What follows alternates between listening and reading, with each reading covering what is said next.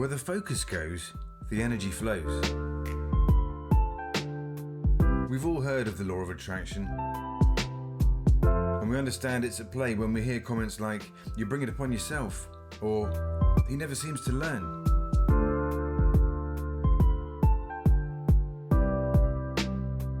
Once attuned to the existence of negative connotations and cynicism, we also hear the justifications. "I knew it, told you so," they say. Of course, the best one has to be, "I'll believe it when I see it." The principle suggests that a little positive belief will see the situation reversed. I'll see it when I truly believe it. Let's see what Albert Einstein had to say about this mystical, invisible force that is continually at play. Everything is energy, and that's all there is to it. Match the frequency of the reality you want, and you cannot help but get that reality. It can be no other way. This is not philosophy, it's physics.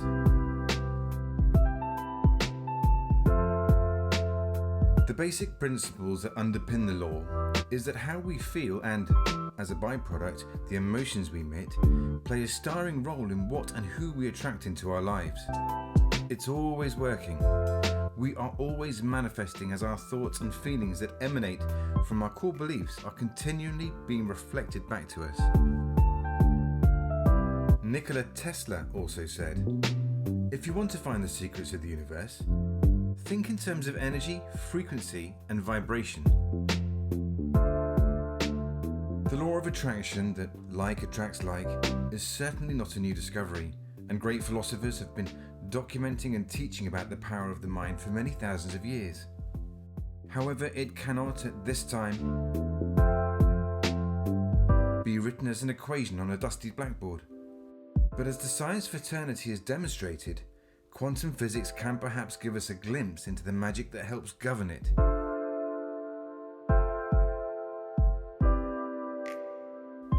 The more we attune ourselves into natural alignment, the more strange synchronicities we'll become aware of.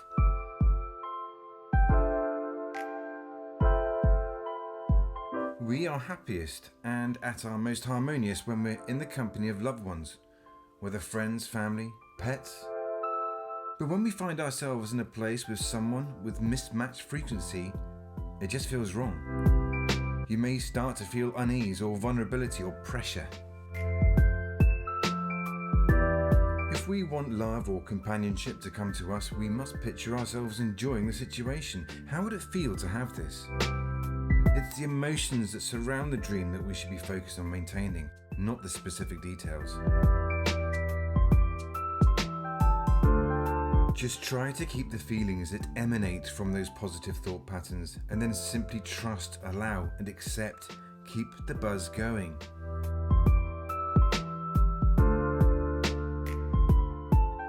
The danger is that we underpin our aspirations with, "Perhaps I don't deserve it," or "I'm not as clever as other folk."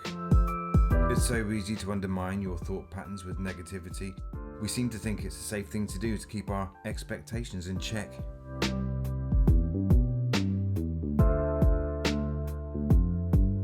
We really need to understand and feel that it's already in our path. It's already mine. I do deserve it. I am entitled to it, and it feels good.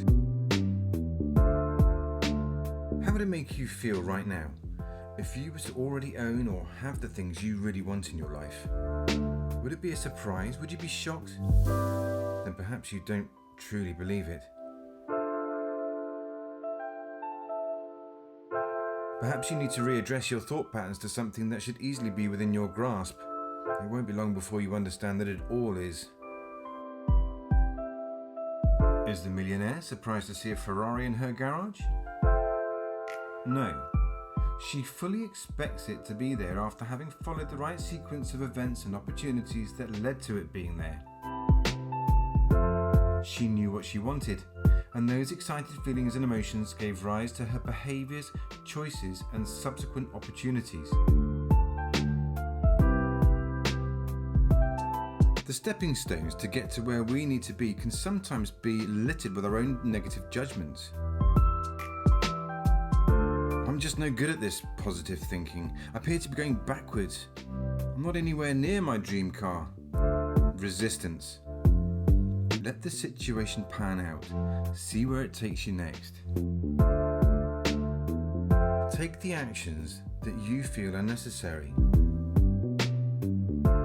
Do they feel right to you in the moment? Maintain your levels of excitement during the process. And here's the bit we tend to fall down on. Have no particular expectation of the outcome. Just keep it going, all in the same vein. Accept, allow, trust. If our desires are too specific, then we are narrowing the scope of choice, which can lead to further disappointment. When the things we desire don't turn out the way we want them to.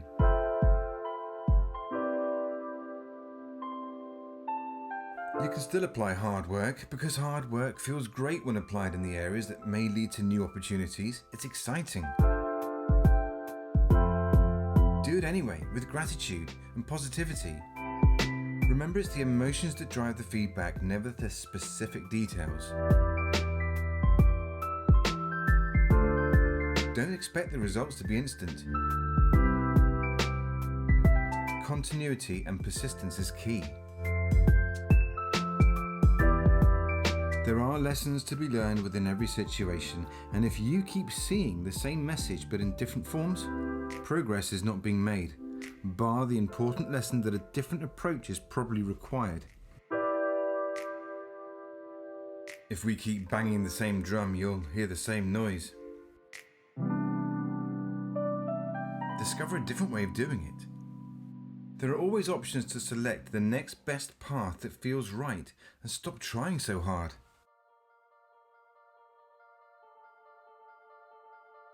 Just try and be happy on your path. No fear. Trial and error is to explore and learn. Once you take the right path, it becomes so obvious and you'll wonder why you didn't do it years ago. Fine. Keep going. What's next? For some, the fake it until you make it strategy works beautifully if it's done with a certain amount of authenticity. It can turn into a game of self-awareness when you get used to it, because you'll start to notice the disappointment pitfalls that cross your path. There are other ways of reminding you to keep the vibe going, and it can be as simple as setting reminders on your phone or looking for triggers within your daily routine. Whatever works for you. Simply mess around with the concept until you find a way that comes easily to you. Build a personal library of positivity trigger points. Once again, it's about your intentions. The concept itself is actually pretty simple. But it's not necessarily easy to change old habits and ways of thinking in the very beginning. Which is why we need to slow down, be continually aware of our thoughts, and just enjoy the process. It can't be forced, so it's a case of easing into new habits. Forced positivity usually ends up with an emotional crash of sorts. You'll only be given the feedback of intensity and the anxiety of desire. Don't worry, it just takes practice, so don't be disheartened if you don't see results overnight. Remain intent on practicing and enjoy the ride. Besides, if you're really enjoying the process, you won't care about a few speed bumps along the way. Because all speed bumps have a purpose. Once you fully understand and absorb the fact that everything, including you and me, is energy, you can also understand that everything you think, believe and feel is also on a certain frequency.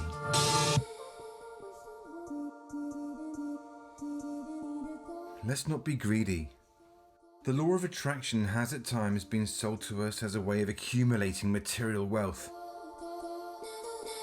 which I feel is in danger of missing the point. We all have an inner calling of sorts, our own unique blueprints and personalities that make us unique individuals. It's a good idea to determine whether your ego is pushing the ideas or whether it is truly what you desire. You'll know by what you see around you, or more importantly, how you feel by what you see around you. It can be tough to defeat the ego if it's been running free for so long. But it will obey. It just needs a little reining in. So it's simply a question of whether you want to be fully aware of your influence and be in control, or remain an unaware emotional gunslinger by having a better understanding of your core beliefs and an acceptance of this universal law. Your unavoidable relationship with it will be revealed to you with much greater clarity. You don't need faith in the law of gravity because we can see its effects instantly, and we all know how to use it to our advantage using logic.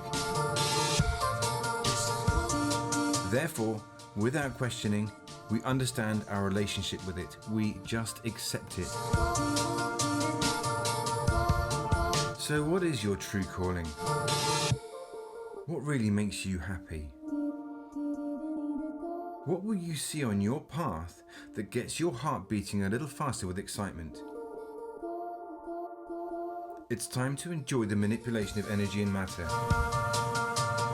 Sounds difficult? Well, you're doing it right now, so it's actually pretty easy.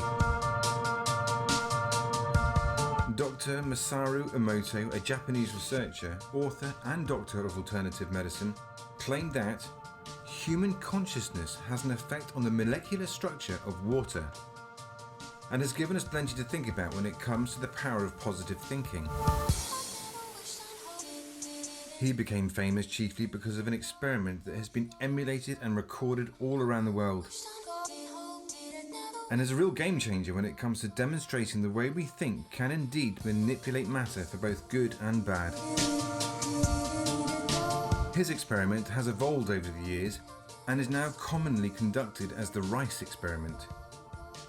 He filled 2 identical jars with cooked rice, and on one container he wrote "thank you" and on the other "you fool." He then told his students to read the labels on the jars out loud every day when they walked past them, underpinned with genuine declarations of either gratitude or hate. A month later, the rice in the container that had been given positive thoughts had remained white and relatively unchanged, whilst the other had started to biodegrade. It was going mouldy. Of course, his theories and practices were not always accepted by the scientific community, simply because it relies on the intent of the practitioner to get the required results. And that's difficult to assess and record. It's very easy to prove Dr. Emoto wrong simply by starting from a cynical approach, thus the rather mixed reactions he received from the scientific community at large. However, his experiments are easy enough to emulate should you wish to be the judge. Dr. Emoto's legacy remains fully intact, and his fame as a world-renowned scientist is testament to this. So where is the emphasis of your focus? Take a moment to think about what you're saying or thinking. We unintentionally set our kids up all the time. "Don't drop the ball," we shout, despite the positive intentions, and the emphasis is on dropping the ball. Watch them drop it. But if you shout, "Keep a tight grip on the ball," where is the emphasis now? Once you start spotting the negative reinforcement pitfalls, small in nature they may appear to be, it can start to become an interesting self-awareness exercise. These small adjustments will all contribute to the bigger picture.